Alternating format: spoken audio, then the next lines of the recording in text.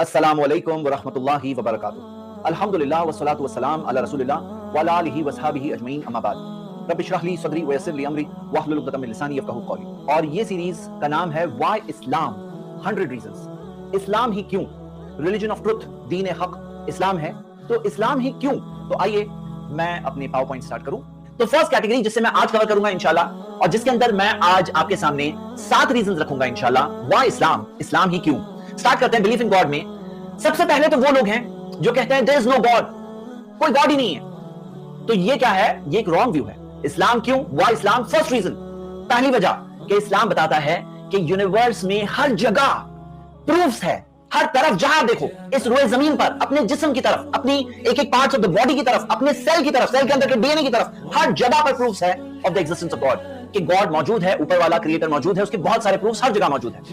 तो जैसे अगर प्रूफ्स में से आप देखो कि ये यूनिवर्स जब बनी, फर्स्ट क्रिएशन, तो साइंस हमें बताता है कि पहले पिको सेकंड में ही जो दुनिया के, जो वर्ल्ड के अंदर, जो कायनात में, यूनिवर्स में जो सारे कॉस्मिक कांस्टेंट्स है, जो फोर्सेस है, उसका कैलिब्रेशन वो हो चुका था पहले पिको सेकंड में ही। पहला पिको सेकंड किसे कहते हैं? जो आप देख रहे हैं ना 0.0000000000001 सेकंड, यानी 0.5 क्या होता है? आधे को 0.5 कहते हैं। ये क्या है? Picosecond. पहले पिको सेकंड में ही ये सारी चीजों का कैलिब्रेशन हो चुका था। मैं आपको एक मिसाल से बताता हूं। देखिए माउस है, मैं इसे छोड़ रहा हूं।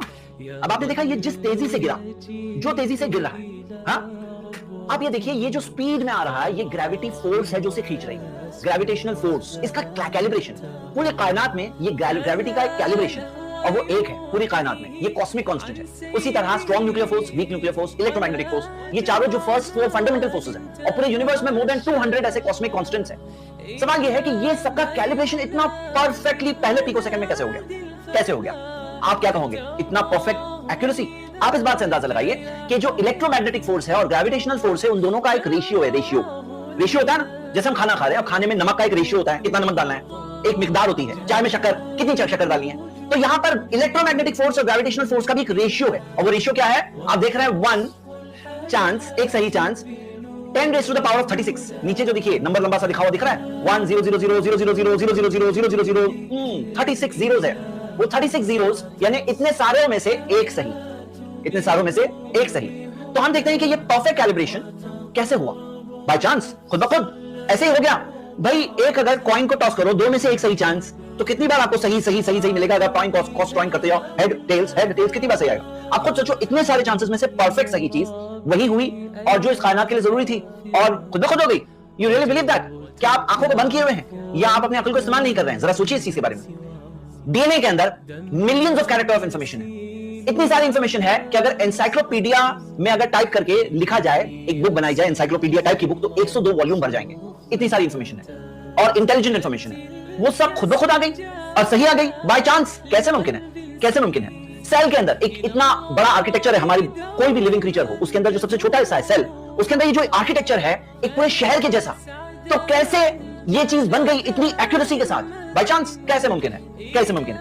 तो हम देखते हैं ये यूनिवर्स बगैर क्रिएटर के नहीं बना, ये डिजाइन से बना है, प्लानिंग से बना है। आप खुद सोचो कि नथिंग, अगर कुछ नहीं है, आपको उसमें से कैसे समथिंग मिलेगी? कुछ नहीं था, उसमें से यूनिवर्स कैसे आ गया?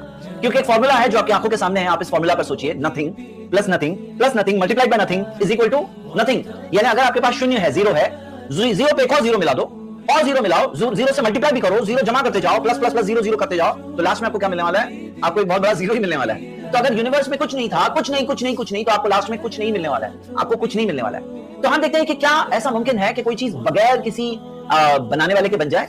या जैसे मिसाल के तौर पर अगर मान लो पेंट के डब्बे हैं और एक धमाका हो जाए, एक्सप्लोजन हो जाए, तो वहां पर क्या डब्बों से जो पेंट उड़ेगा वो उड़ करके मुमकिन है कि एनसाइक्लोपीडिया बन जाए? एनसाइक्लोपीडिया बनाने के लिए तो रिसर्च चाहिए, एडिटिंग चाहिए, कोई कंटेंट लिखने वाला, एडिट करने वाला, टाइप करने वाला, फॉर्मेटिंग करने वाला, डिजाइन करने वाला, प्रिंटिंग करने वाला, बाइंडिंग करने वाला, बहुत सारे प्रोसेसेस होते हैं। क्या मुमकिन है कि पेंट उड़ करके एनसाइक्लोपीडिया मिल जाए? या ये मुमकिन है कि ऐसे गार्बेज डंप से अगर एक तूफान गुजरे और तूफान गुजरने की वजह से एक प्लेन बन जाए? ऐसा मुमकिन है? मैं बातें क्यों कह रहा हूं? क्योंकि अगर ये सब जब मुमकिन नहीं है, तो हम सबको समझना चाहिए ये मुमकिन नहीं है कि ऐसे ही फ्रॉम नथिंग आपकी यूनिवर्स बन जाए, आपकी सेल बन जाए, आपका डीएनए बन जाए, आपकी कायनात बन जाए, सारे कॉस्मिक कांस्टेंट्स बन जाए। ये मुमकिन नहीं है। सही बात क्या है? कायनात का क्रिएटर है, और इस्लाम ने जब ये बात बताई है, इस्लाम ने सही बात बताई है। वाह इस्लाम? सबसे पहली रीजन, क्योंकि इस्लाम ने गॉड के बारे में सबसे पहली सही बात ये बताई कि वो एग्जिस्ट करता है। कुल हुवल्लाहु अहद, कहो वो अल्लाह है, वो एक है, वो एक है, उसका वजूद है, उसका एग्जिस्टेंस है, हय्युल कय्यूम, वो जिंदा है, खुद से कायम है। तो हमें समझना चाहिए अ गॉड हु एग्जिस्ट, ये जरूरी है, क्योंकि अल्लाह ने कुरान में एक सवाल पूछा, अम खुलिकू मिन गैरि शैइन, क्या वो किसी बनाने वाले के बगैर ही बन गए? क्या बनाने वाले के बगैर ही बन गए? अम हुमुल खालिकून, या वो खुद अपने बनाने वाले, क्या उन्होंने खुद अपने आप को बनाया है? क्या तुम किसी बनाने वाले के बगैर बन गए या खुद अपने आप को बनाए हो? अम खलक़ुस समावाति वल अर्दा, क्या उन्होंने आसमान और जमीन को बनाया है? बल ला युक़िनून, नहीं, उनके पास कोई यकीन नहीं है। तो पॉसिबिलिटी तीन ही है, या तो मिन गैरि शैइन, बगैर किसी बनाने वाले के कायनात बन गई, अम हुमुल खालिकून, या कायनात ने खुद अपने आप को बना लिया, कायनात ने खुद अपने आप को बनाया। ये तो ऐसी बात है जैसे कि कोई मां अपने आप को जन्म दे दे। हाँ, ये तो ऐसी बात है कि कायनात ने खुद जब बनाया, यानी कि खुद पहले से थी इसलिए बनाया, और पहले से थी तो बनाने की क्या जरूरत थी, और पहले से थी तो क्या बनाने की जरूरत थी, और खुद कैसे कोई अपने आप को बना सकता है? क्या खुद आपकी अम्मी ने अपने आप को जन्म दिया? ऐसा मुमकिन है? तो पहला ऑप्शन के बगैर किसी बनाने वाले के बन गया, या खुद अपने आप को बनाया, अम खलक़ुस समावाति वल अर्दा, क्या तुमने आसमान और जमीन को बनाया है, यानी कि कोई क्रिएशन ने कोई बनी हुई चीज ने इस कायनात को बनाया है। अगर कोई बनी हुई चीज बनाता तो सवाल ये होता कि उस बनी हुई चीज को किसने बनाया?